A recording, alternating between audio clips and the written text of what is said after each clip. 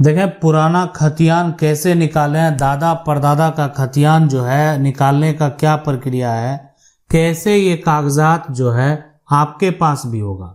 खतियान जो है यानी आपके ज़मीन का, आपके संपत्ति का पूरा इन्फॉर्मेशन उसमें मौजूद रहता है। खतियान के तौर पर अगर बात करें तो रैयत खतियान भी होता है। उसके बाद यहाँ पर देखें तो सिकमी खतियान भी होता है। सिकमी खतियान भी अगर आप निकालना चाहें निकाल सकते हैं। उसके बाद अब देखें हर राज्य में अगर बात करें तो अब खतियान जो है वो डिजिटल हो गया है। तो अब एक डिजिटल खतियान भी है, लेकिन आपको ऑफिशियल कागज का जरूरत पड़ेगा ताकि ये वेरीफाई हो। अब ये है कि ये खतियान निकालने के लिए अगर बात करें डिजिटल खतियान का, बहुत सारे राज्यों में इसको क्या किया गया है कि उसके लिए एक वेबसाइट बना दिया गया और वेबसाइट पर जो है इसको अपलोड कर दिया गया और वहां से आप क्या कर सकते हैं, इसको निकाल सकते हैं। आपको जो भी डिटेल पूछा जाएगा वो डिटेल भरेंगे और आप आसानी से जो है निकाल पाएंगे। अब सवाल उठता है कि ये अगर आपका नहीं निकलता है, ये कागजात अगर वहां से नहीं निकलता है तो आप कैसे निकालेंगे। पुराना खतियान नहीं निकल रहा है, नहीं मिल रहा है, आप ढूंढ रहे हैं, घर में ढूंढ रहे हैं, आसपास जो परिवार का लोग हैं उनके पास है, लेकिन वो आपको देना नहीं चाह रहे हैं, जो भी कारण रहा होगा। अगर आप पुराना कागजात निकालना चाहते हैं, पुराना डॉक्यूमेंट निकालना चाहते हैं, तो आपको क्या करना होगा, क्या कानूनी प्रक्रिया है, पहले उसको समझ लें। देखें सबसे पहले यहाँ पर कि अगर कोई भी ज़मीन का अगर पुराना से पुराना कागजात अगर आप निकालना चाहते हैं तो उस कागजात को निकालने के लिए सबसे पहले आपको उसके कार्यालय में जाना होगा। जैसे अगर आप ज़मीन का खतियान निकालना चाहते हैं तो आपको जिला अभिलेख में जाना होगा। अगर यहाँ पर बात करें सबसे पहले कि आप ज़मीन का केवाला अगर निकालना चाहते हैं तो इसके लिए आपको निबंधन कार्यालय में यहाँ पर जाना होगा। तो सभी का कार्यालय बना हुआ है। अगर आप चाहते हैं कि जो आपकी ज़मीन है उस ज़मीन का जमाबंदी का नकल निकालना है तो जो भी आपका राजस्व कार्यालय है, जो भी आपका अंचल क्षेत्र है, वहाँ आपका जो भी कार्यालय है वहाँ जाना होगा।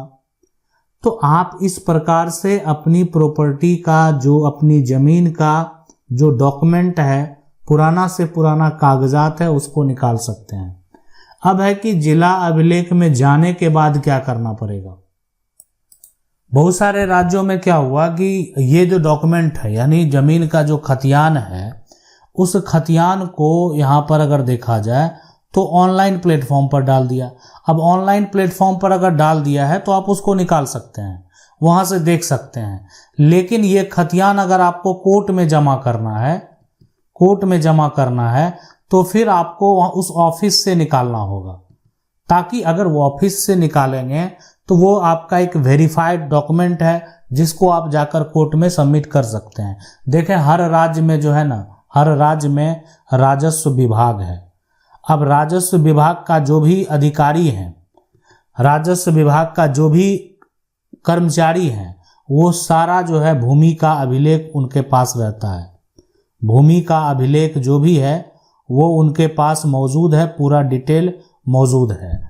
अब यहाँ क्या हुआ कि जिला में जो अभिलेख बनाया गया आपके क्षेत्र का, यानी आपका जो जिला है, आप जिस राज्य से बिलोंग करते हैं, तो जिला में जो अभिलेख बनाया गया वहाँ पर आपको क्या करना है कि अब जाकर एक फॉर्म भरना है, पूरा डिटेल फिल करके देना है, ताकि उसमें जो है आपका एक तरह से जानकारी, आपका कितना कह सकते हैं किस क्षेत्र से आप बिलोंग करते हैं, आपका नाम क्या है, आप जिसके नाम से खतियान निकालना चाहते हैं, ठीक है, वो तो आप अपना नाम देंगे।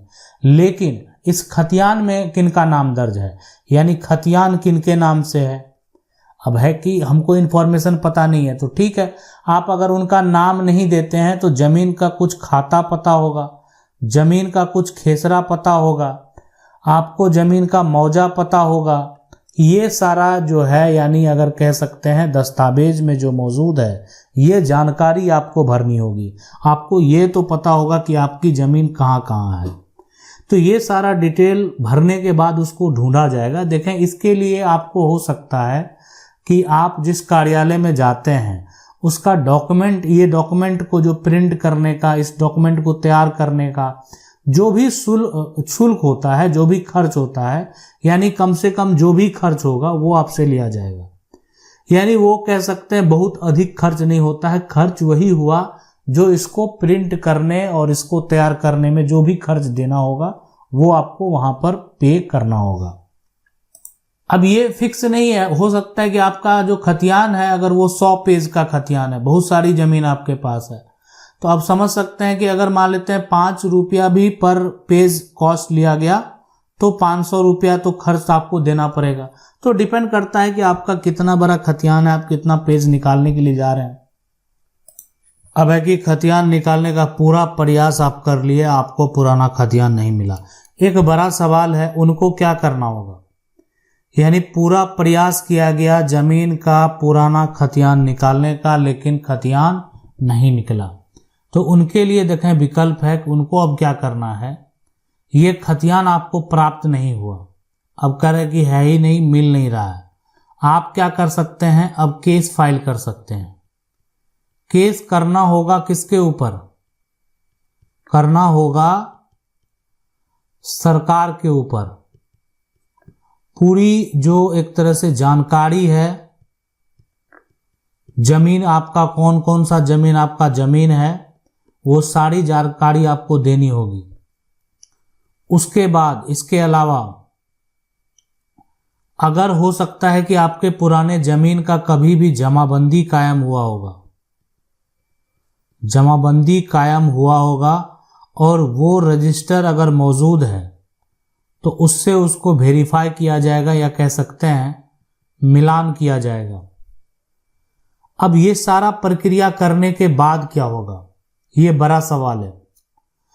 क्या आपका खतियान आपको मिल जाएगा? देखें, खतियान में क्या होता है कि खतियान में आपका यानी कह सकते हैं जो भी व्यक्ति के नाम से खतियान है उसके पिता का नाम दर्ज होता है।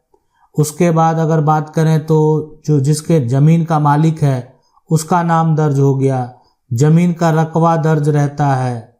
उसके बाद जमीन का मौजा जो है, यहाँ मौजे का नाम ये दर्ज होता है, तो इत्यादि ये सारा इन्फॉर्मेशन मौजूद रहता है। आपने तो केस कर दिया, तो केस करने के बाद खतियान कैसे मिलेगा? यानी अगर आपके पास ये बड़ा समस्या है कि आपका खतियान फट गया, आपका खतियान जल गया, आपका खतियान नहीं मिल रहा है, तो आप कैसे दावा कर सकते हैं, उसके लिए क्या प्रक्रिया है? अगर ऐसा समस्या आपके पास भी है कि आपका खतियान जो है फट गया है, जल गया है, कार्यालय में जाने के बाद भी वो प्राप्त नहीं हुआ पुराना खतियान, तो आप हमें कमेंट कर सकते हैं कि आखिर आपको क्या करना चाहिए। हम आपको जल्द से जल्द एक ऐसा उपाय बताएंगे जिससे आप अपने अधिकार को प्राप्त कर सकते हैं। वीडियो अच्छा लगा, वीडियो को लाइक जरूर कर दें। चैनल को पहली बार देख रहे हैं, कानून की 99 को पहली बार देख रहे हैं, तो सब्सक्राइब करके जो बेल आइकन है उसको जरूर दबा लें। मिलते हैं अगले वीडियो में, तब तक के लिए जय हिंद।